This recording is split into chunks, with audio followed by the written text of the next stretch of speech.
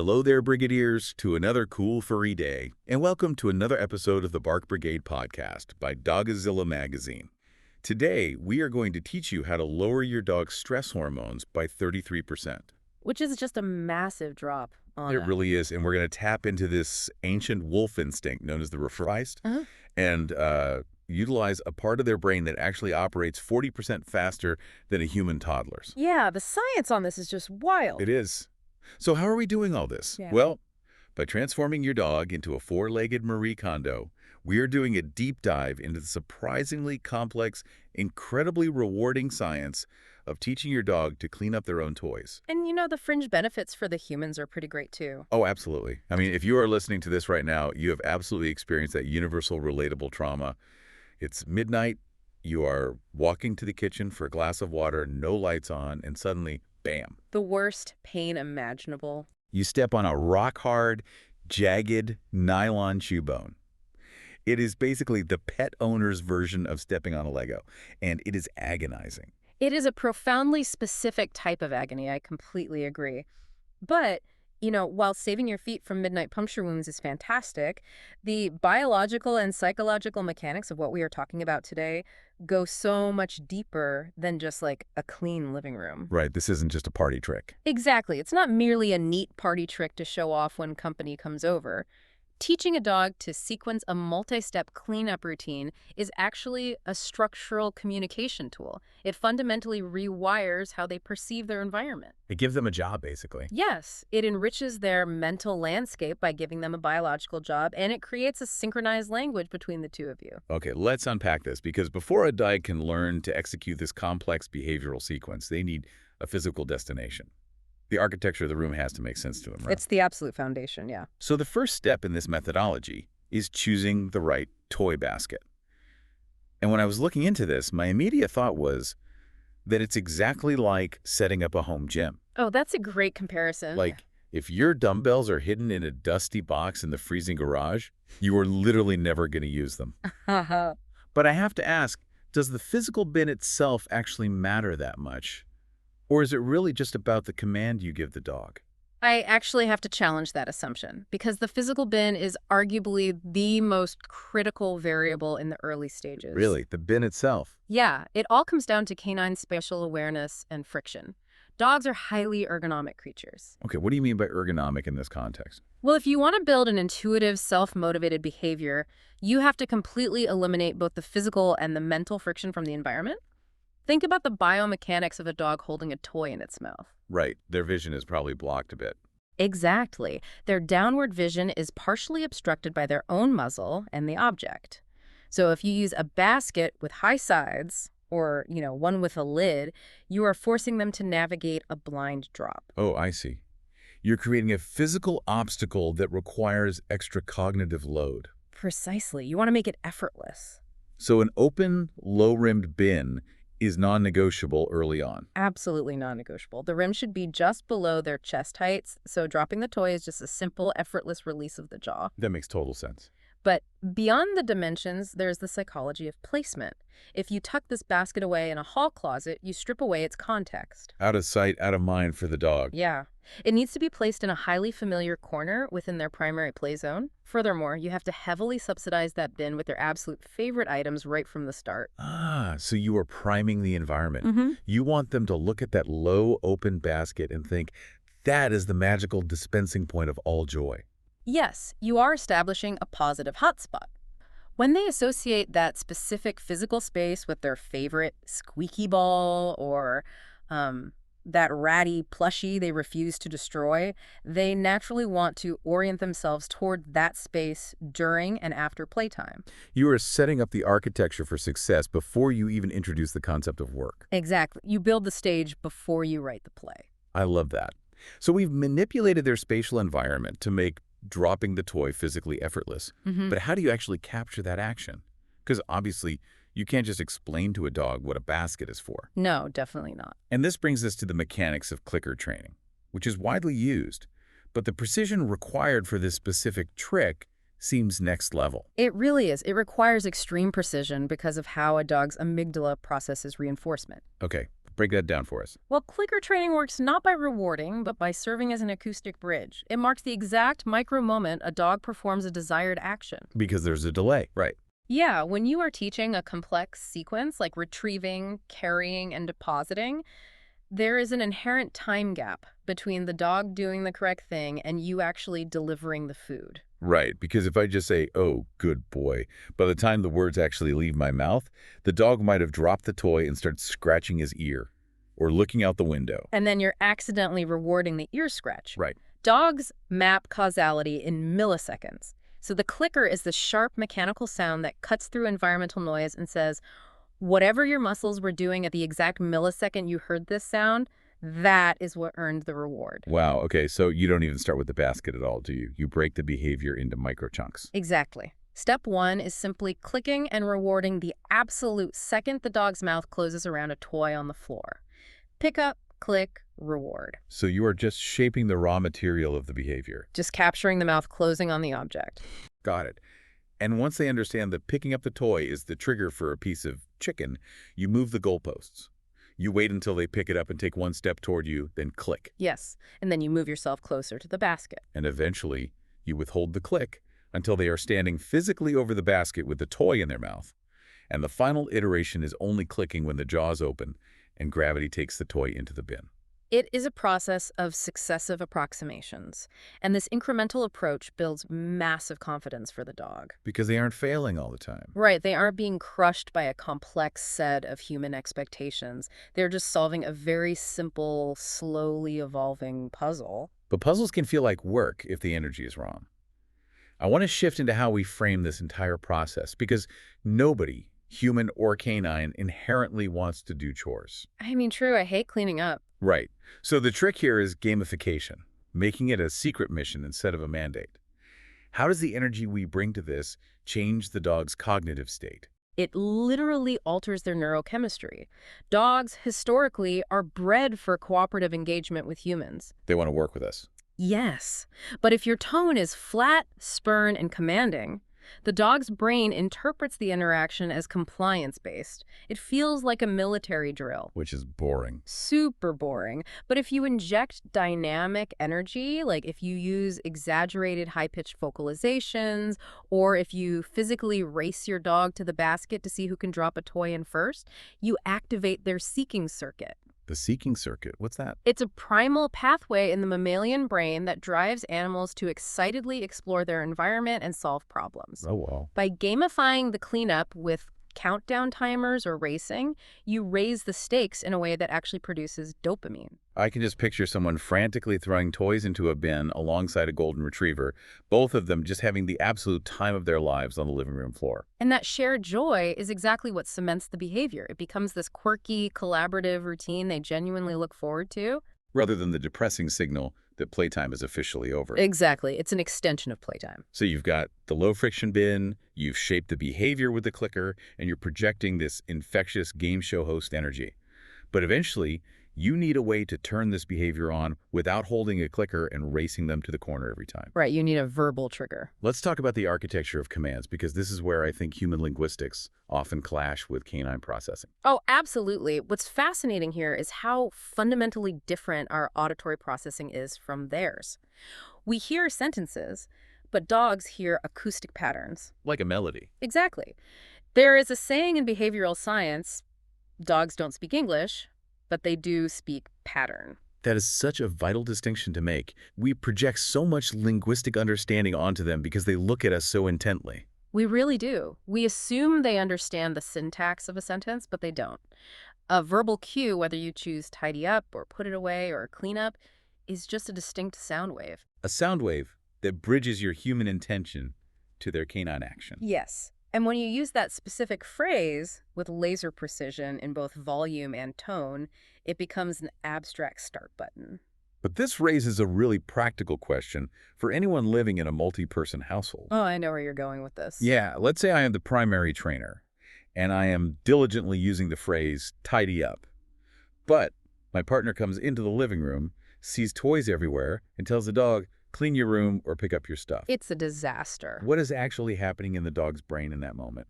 It is complete neurological static. To a dog, tidy up and clean your room are as different as a car horn and a doorbell. Wow. When you change the command midway, or if different family members use different phrases, you are essentially introducing a brand new, untranslated foreign language into a game they thought they knew. You were moving the goalposts and changing the rules right when they were starting to win. Precisely. Unified language across the entire household is an absolute prerequisite. You have to brief your partner, your kids, your roommates. Everyone has to be on the exact same page. Everyone must use the exact same phrase with the exact same inflection.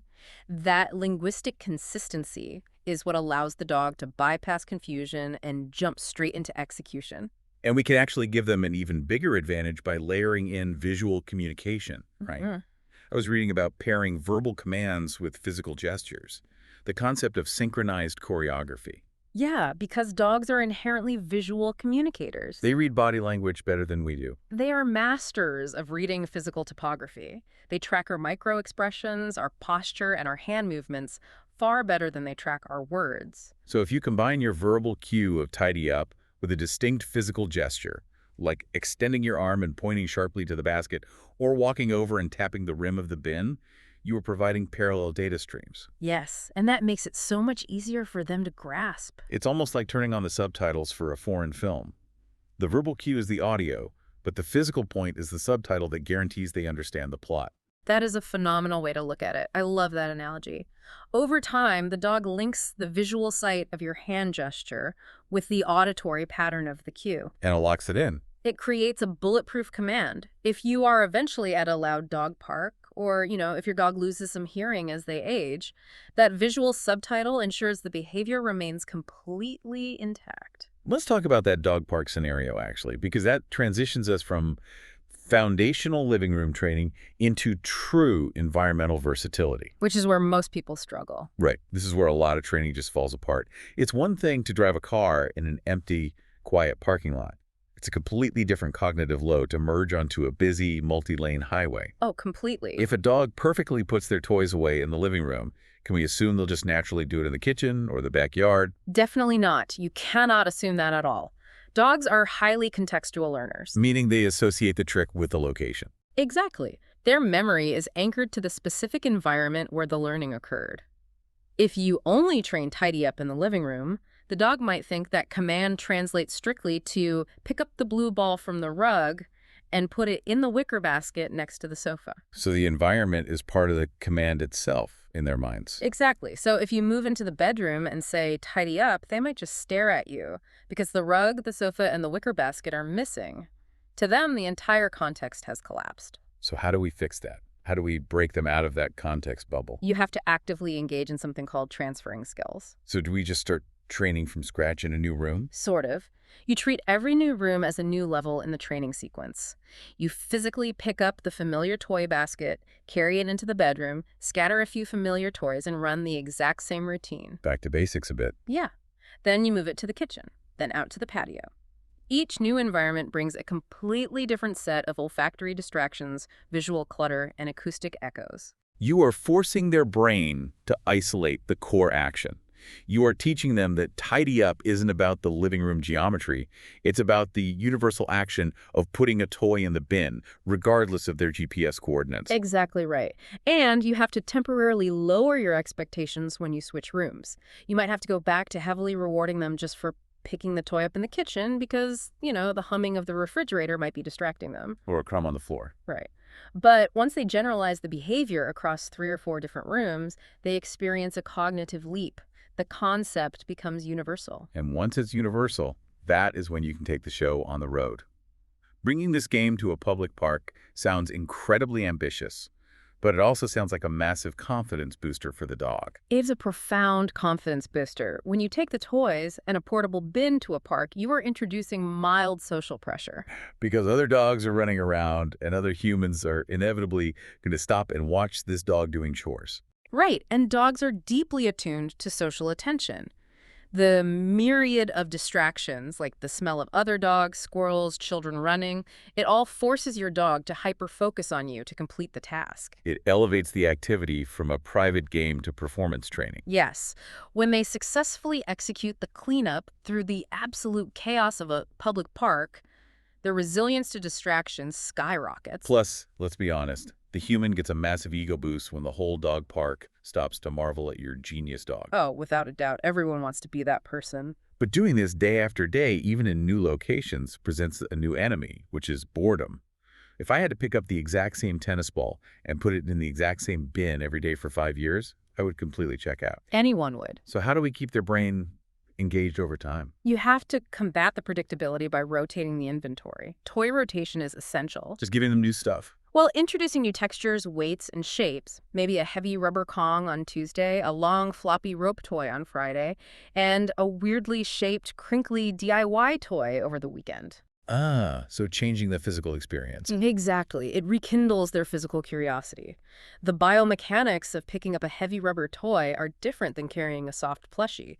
It requires different jaw pressure and balance. So the action of carrying it becomes a novel sensory experience again. And it also acts as a pop quiz, doesn't it? It really does. Testing the dog on a brand new, unfamiliar object tests how deeply the command has generalized in their neural pathways. So if you drop a weird-smelling, awkwardly shaped new toy on the floor, say tidy up, and they instantly understand that this new object also belongs in the bin. Then you know you have achieved true behavioral mastery. Okay, so we have a highly generalized, visually cued, perfectly generalized trick that they can perform at a crowded park with a brand new toy. But here's the stark reality check. You cannot expect an animal to perform complex labor for free indefinitely. No, you can't. But on the flip side, nobody wants to walk around their own house wearing a fanny pack full of hot dogs for the next 12 years. I mean, some people might, but yeah, it's not ideal. So how do we transition away from the heavy food rewards without the behavior just collapsing? You transition by understanding the economics of canine motivation. In the acquisition phase, when they are first learning, you have to use high-value currency. Real meat, cheese, things that drive high engagement. The good stuff. But once the behavior is solidly established, you must evolve the rewards system. Otherwise, it becomes a purely transactional relationship where they will only work if they literally see the paycheck in your hand. Right, and here's where it gets really interesting, because I was looking into the psychology of transitioning these rewards, and the concept of variable reward schedules completely blew my mind. It's powerful stuff. Because it is the exact same behavioral psychology that makes humans addicted to slot machines or endlessly scrolling through social media. Yeah. We're essentially teaching the dog to gamble, but without any actual risk. Yes. In behavioral science, pioneered by B.F. Skinner, this is known as intermittent reinforcement. The whole pigeon experiment thing. Exactly. If you reward a dog with a piece of chicken every single time they drop a toy in the bin, their brain habituates to the outcome. The dopamine spike flattens out because the result is 100% predictable. And the second you don't have chicken. They look at you and say, "I'm not working for free," and they walk away.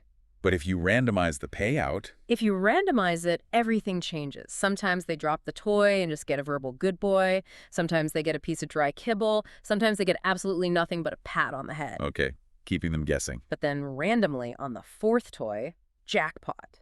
A huge handful of premium chicken. So they never know when the jackpot is coming. They just keep pulling the lever. They keep putting the toys in the bin with maximum enthusiasm because this could be the time it pays out big. Exactly. Neuroscientifically, the unpredictability causes a massive spike in dopamine during the anticipation phase, before the reward is even given. Wow, just the hope of it. Intermittent reinforcement is proven to be the single most effective way to strengthen a behavior and make it highly resistant to extinction over the long term. But the currency doesn't always have to be food, right? You can incorporate the actual playtime into the reward economy. Which is brilliant for working breeds or dogs with a high prey drive. How does that look? If your dog lives for a game of tug of war, you leverage that. They pick up a toy, drop it in the bin, and immediately, boom, you whip out a separate rope toy and give them a 10-second high-intensity game of tug. So playtime becomes the paycheck. Yes. The dog realizes that doing the chore is actually just the gateway to unlocking more intense fun. And you can scale this economy even further by tying the rewards to progressive effort. Like a combo meter in a video game. Exactly like that. If the dog drops one toy in the basket, you give them minor, calm praise. But if they hustle around the room, pick up 3 scattered toys in a row, and deposit all of them without you having to repeat the command. You throw a massive celebration. Huge, high-value treats, intense tug-of-war, exaggerated praise. You teach them that increased, sustained effort yields exponentially bigger outcomes. They learn to save up their efforts for the big combo bonus. It Mm. is incredibly smart. Now, if variable rewards and combo meters are the software updates for this trick, I want to talk about hacking into the dog's evolutionary hardware. Oh, this is my favorite part. We are talking about their absolute superpower, which is their olfactory system. And I have to push back on one of the concepts I found while researching this because it sounded completely absurd to me at first. I love some healthy skepticism. What's the concept? The idea of using scent-based training games to have the dogs sort their toys by category. We are talking about rubbing a trace amount of chamomile oil on plush toys and a faint citrus note on rubber toys. Right. Literal doggy Montessori. It sounds cute, but aren't dogs' noses incredibly sensitive? Is it really safe or effective to introduce essential oils to their toys? Won't that completely overwhelm their olfactory bulb? It is a very valid concern, and it requires a massive caveat. You must only use explicitly safe, pet-friendly scents, like very diluted lavender or chamomile, and in microscopic trace amounts. So we aren't dipping the toys in it. No, we aren't dousing the toy. We are talking about a single drop rubbed onto a cloth, which is then lightly rubbed onto the toy. You are giving the object a faint, invisible signature. When done with strict safety protocols, this is brilliant sensory engagement. Because their nose is their primary way of interpreting the world. A dog possesses up to 300 million olfactory receptors, compared to our mere 6 million. A huge portion of their brain is dedicated purely to analyzing smells. By giving a category of toys a specific scent barcode, you are tapping into their strongest biological asset. So how does this play out in the living room? You associate the scent with a verbal modifier. You teach them that the cue, get the bouncy one, is associated with the trace scent of citriol. Ah, so you are no longer just asking them to clean up, you are asking them to perform a complex cognitive sorting challenge. Exactly. You scatter 5 different toys, ask for the citrus one, and their brain has to filter out the visual noise, engage the olfactory bulb, track the specific scent plume, retrieve it, and deposit it. It turns tidying up into a biological scavenger hunt, and you can push that hunting instinct even further with hide-and-find cleanups, right? Yeah. You hide the toys around the house or the yard, and then issue the cleanup cue. Which hacks directly into their natural prey drive and foraging instincts.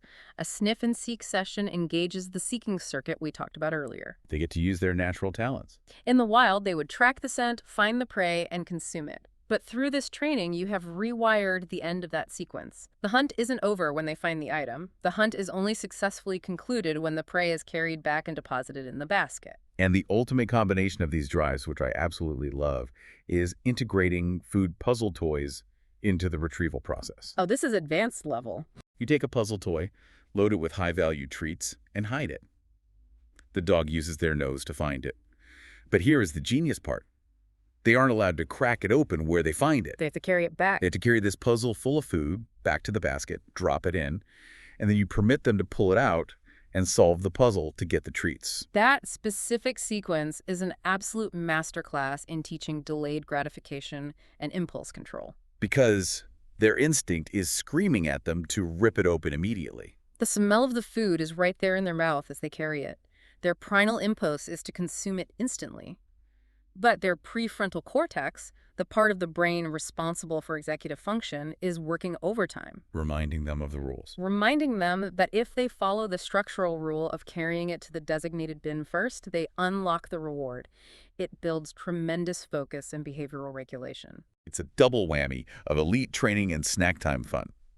But realistically, expecting a high level of impulse control and delayed gratification looks vastly different depending on the actual dog standing in front of you. Very true. A 10-week-old puppy is not going to have the executive function to carry a steak-scented puzzle across the yard without trying to eat it. We have to talk about age-specific strategies. How does the biological age of the dog change our approach? It changes everything because you are dealing with 2 completely different neurological landscapes. Training a puppy is about managing hyperplasticity and 0 attention span. While training an older dog is about rewiring ingrained habits and utilizing mature self-control. Right. I was thinking about it like this. Training a puppy is like trying to entertain a hyperactive toddler with a flashy cartoon and a juice box, whereas training an older dog is like taking a structured evening seminar at a community college. That is a phenomenal analogy. Let's look at the puppy brain first. Puppies are absolute sponges. Their neural pathways are forming at light speed, and they are desperate to interact with the world. But their prefrontal cortex is entirely undeveloped. Meaning they have the attention span of a gnat? Precisely. You cannot expect a puppy to do a 10-minute training session. The playbook for puppies relies entirely on micro-wins. We are talking training sessions that last 3 to 5 minutes maximum. You capture the behavior, get 3 good repetitions, and then you shut it down before they get bored. Exactly. You have to use high energy, squeaky vocalizations, lots of physical movement, and frequent mini treat breaks to hold their fleeting curiosity. Puppies also thrive on predictable rituals. Like having a specific cleanup song or a silly dance you do before the game starts. Yes, a predictable ritual primes their brain. They hear the specific jingle of the collar or see you do the silly dance, and it acts as an environmental cue like, okay, the basket game is starting. It gives their chaotic little brains a sense of structure. But what about the older dogs? Because there is this pervasive, stubborn cultural myth that you simply cannot teach an old dog new tricks. People adopt a 6-year-old rescue and assume their behavioral hard drive is completely full. It is entirely a myth, and it does a massive disservice to older dogs. Really? They can still learn this stuff easily. Adult dogs are actually phenomenal students because they possess the exact thing puppies lack, which is mature executive function and self-control. Right. An older dog isn't going to suddenly drop the toy and sprint across the room because they saw a piece of lint floating in the sunlight. Exactly. They can focus. However, while their attention span is vastly superior, their learning curve might initially be slower. You aren't just writing on a blank slate. You are often overwriting years of ingrained self-taught habits.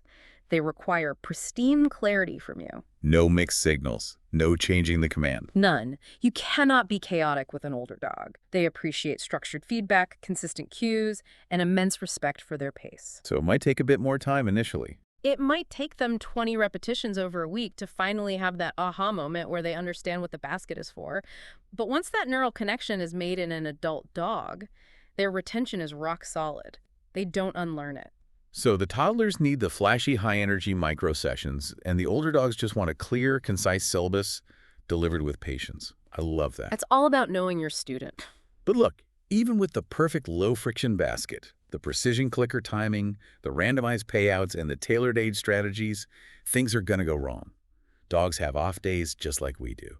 Which brings us to the inevitable reality of troubleshooting the chaos. Because behavioral shaping is never a linear upward trajectory. There will always be regressions. Let's tackle the most common frustration.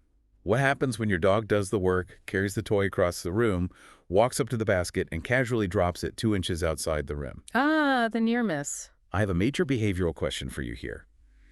If I don't correct them in that moment, aren't I just rewarding sloppy execution? Shouldn't I say no and force them to do it right? It is a very natural human impulse to want to correct the error immediately, to demand perfection. But if we connect this to the bigger picture of how animals learn, punishing a near miss is incredibly destructive to their motivation. You have to treat this as an almost right scenario. A near success rather than a failure. Yes. Remember that every single attempt the dog makes is giving you diagnostic data. If they are consistently dropping the toy just outside the bin, do not punish the dog. Evaluate the environment. Right. Is the basket too tall for them to comfortably reach over? Is it wobbling on an uneven rug, making them nervous to push their face into it? Is it tucked so far into a corner that their peripheral vision is blocked? So you look for the friction. If they drop it outside the bin, you withhold the click and the jackpot treat, but you still offer mild, encouraging praise for the effort. You gently redirect them, maybe tap the inside of the rim to help them finish the job, and then you adjust your setup for the next rep. You tweak the environment, not the dog. Exactly. Early on, you celebrate the intent. Over time, as their confidence becomes unshakable, you can start demanding more accuracy by only rewarding the perfect swish into the basket. But if you demand perfection on day 3, they will just quit playing the game. And what if they just don't care at all? What if you pull out the basket and the dog just looks at you with utter apathy and lies down? How do you combat absolute boredom? If the dog is bored, the trainer is being boring. You have to reframe the task. This is where you bring in emotional narratives. Which feels ridiculous to do alone in your living room. But it works, right? Yeah. You literally have to gasp and say, oh no, where is Mr. Ducky? He's lost. We have to find him. It sounds absurd, but dogs are profoundly attuned to human emotional resonance. If you inject a sense of theatrical urgency, high-pitched excitement, or a little bit of storytelling into your body language, it acts as a defibrillator for their curiosity. That's hilarious. If they're bored, change the room, introduce a brand new toy, or amp up the emotional stakes to drag them back into engagement. And on the complete opposite end of the spectrum, what about the dogs that are too engaged? The highly reactive, easily distracted dogs who just want to rip the toy to shreds instead of putting it away. For an over-aroused or highly distractible dog, sensory overload is the enemy of cognitive processing. You have to construct a Zen zone. A low-stimulus environment. Exactly. A quiet room, door closed, no other pets, no children running around, no TV on. You strip away all competing data streams, so the only interesting thing in the room is you and the basket. And timing is probably critical there too, right? Timing is critical. You never attempt to teach a complex, focus-heavy task right before mealtime when they are frantic with hunger, or the exact minute you get home from work when their arousal levels are peaking. You wait until they have burned off that initial physical energy, maybe after a walk when their baseline cortisol has settled down. Set them up for success by choosing a calm moment. Exactly. Set them up to win. Okay, as we near the end of this massive deep dive, we're going to transition away from the practical living of application and look at the hard science. We're going to look at the awe-inspiring data and the jaw-dropping biological trivia that prove just how incredible our dogs' brains really are. There is so much cool data on this. Let's start with the evolutionary psychology behind why they actually like putting things in a designated pile. You called this the reverse heist earlier. Please explain the biology of what is happening in a dog's brain when they hoard toys in a bin. This is truly fascinating evolutionary biology. To understand the reverse heist, we have to look at their ancestors.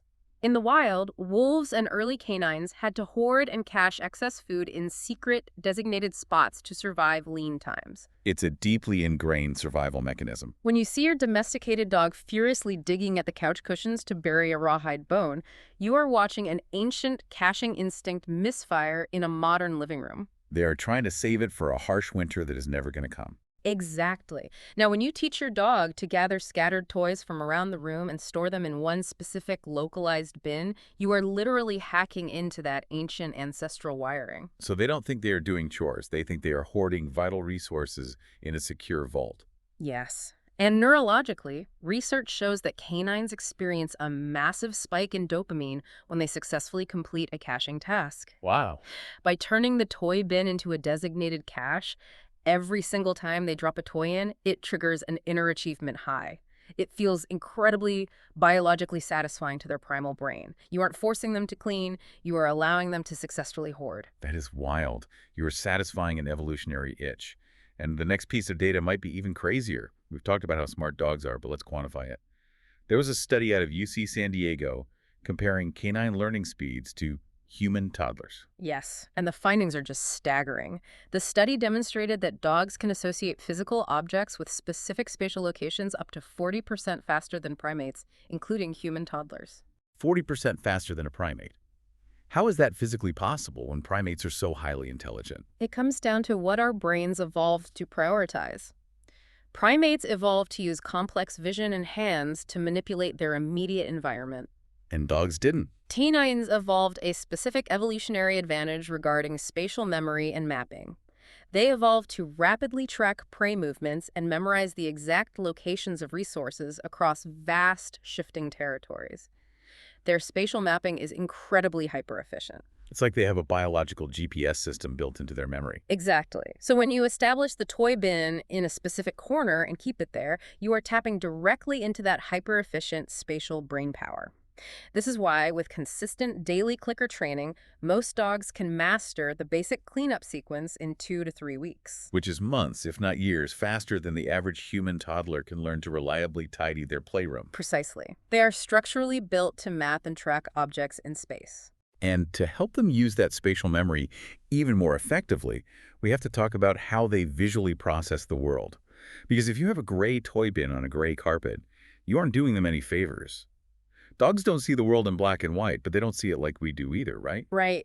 Humans have trichromatic vision, meaning we have 3 types of color receptors in our eyes. Dogs have dichromatic vision, so they only have 2.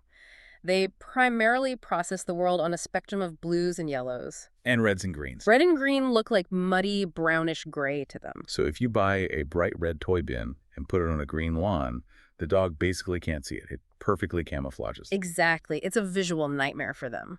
The pro tip here, applying biological knowledge to practical training, is to use high contrast colors that pop in their specific visual spectrum. So what should we use? A bright blue or vivid yellow toy bin placed on a neutral wood or carpeted floor is basically a glowing neon sign to a dog's optic nerve. It removes all visual friction. Make the target impossible to miss. And the benefits of hitting that target go so far beyond just having a clean house for the humans. Let's talk about the physiological impact on the dog. There were canine scent work trials done with Belgian Malinois that tracked their stress hormones. Yes, the Belgian Malinois is a highly driven, intensely energetic working breed. If they don't have a job, they become neurotic. Very intense dogs. Researchers monitored their cortisol levels, their stress hormones during different activities. And the trial showed something remarkable. When these dogs were given structured search and deliver tasks, which is the exact mechanical sequence of tidying up toys, their stress hormones dropped by a staggering 33% compared to when they were just left idle in the yard. A 33% reduction in stress, just from having a task to complete. It definitively proves that for a dog, a structured retrieval sequence isn't a chore.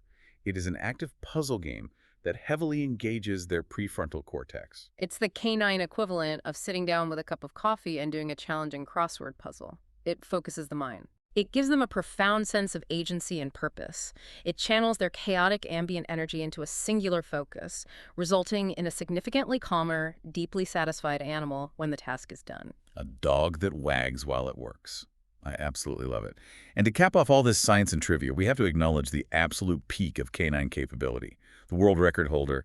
We have to talk about Tidy Tess. Ah, yes, Tidy Tess. A true inspiration to messy roommates everywhere. In 2022, Tess, a brilliantly focused border collie, set the world record for the fastest toy cleanup. She successfully identified, retrieved, and deposited 22 separate toys into a bin in exactly 47 seconds. That is less than 3 seconds per toy. It is a stunning display of spatial memory, physical agility, and absolute command mastery. It is truly unbelievable. So as we wrap up today's massive exploration of canine cognition, clicker timing, and variable rewards, I want to leave you with a thought to mull over. If completing a structured, multi-step task like tidying up toys can literally lower dogs' stress hormones by 73%, if it engages their prefrontal cortex and taps into their ancient ancestral instincts, what other household routines could we invite them into? It opens up so many possibilities. If we truly understand their superpowers of scent and spatial mapping, could we train a dog to sort the laundry by the scent of different family members? Could we train them to safely carry the mail in from the porch every afternoon? How can we continue to look at our dogs not just as passive pets, but as capable partners, transforming our mundane human chores into a vitalizing daily purpose for the animals we love? Thank you for listening, dear Brigadiers, and if you have any questions, visit the source article on Dogzilla magazine at dogzilla.com. That was all for this episode, and until the next time, bye to all listeners of the Bark Brigade podcast.